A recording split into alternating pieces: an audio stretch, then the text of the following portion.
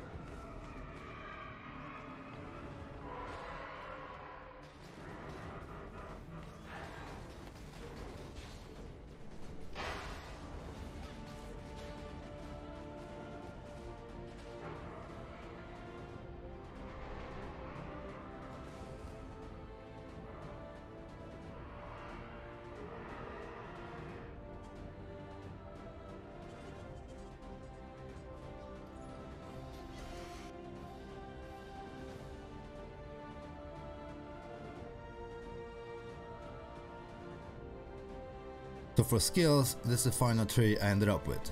There are so many strong spellcaster nodes these days that it's sometimes hard to prioritize, but I like where my character ended up nonetheless. As always, you can go down here and click on the different progression points to see what route I took while leveling. The link to this path of building setup will be included in the description box below. The two major keystones I picked up were Pain Attunement for the extra damage, and then Ghost Reaver for the extra leech, and to make Warlord's Mark's Life Leech apply to Energy Shield as well. Other than that, I went for the regular Energy Shield nodes. I picked up the power charges and the extra spell damage per power charge as well. After that, it was mostly lightning and elemental damage with some crit and area nodes as well. I also didn't pick up Arcane Vision since I didn't feel it was necessary, so that's up to you if you want to get that as well. For the Ascendency, I went for Shaper of Desolation and Beacon of Ruin for the extra shock damage, and so that I could take advantage of the Hypothermia skill gem since all my damage will chill enemies from time to time. Then lastly, I went for Mastermind of Discord so that I get that 25% lightning penetration when using Herald of Thunder.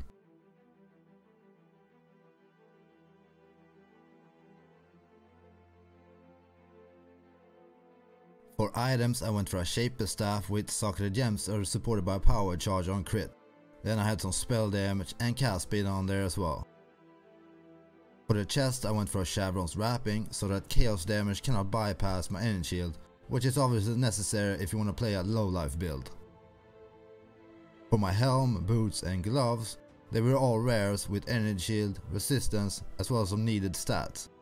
And that was mainly dexterity just so that I could use all of my skill gems. For belt, I opted for a Stygian Wise rare belt with resistance and energy shield on it, and the Abyss jewel I kept in there was one with crit multiplier and more energy shield. For rings, I went for a Mark of the Shaper for the extra damage, and then to get the increased spell damage I used an Elder ring in my other socket, and that ring had Warlord's Mark on hit on it. Then lastly, the amulet I used was one with plenty of resistance as well as some crit multiplier, and then I crafted energy shield on it. For flasks, I used a mana flask with immune to bleeding, a diamond flask, an Atziri's Promise, a silver flask, and lastly a quicksilver flask. You can definitely use a Wise Oak for more resistance and damage instead of either the mana or the quicksilver flask.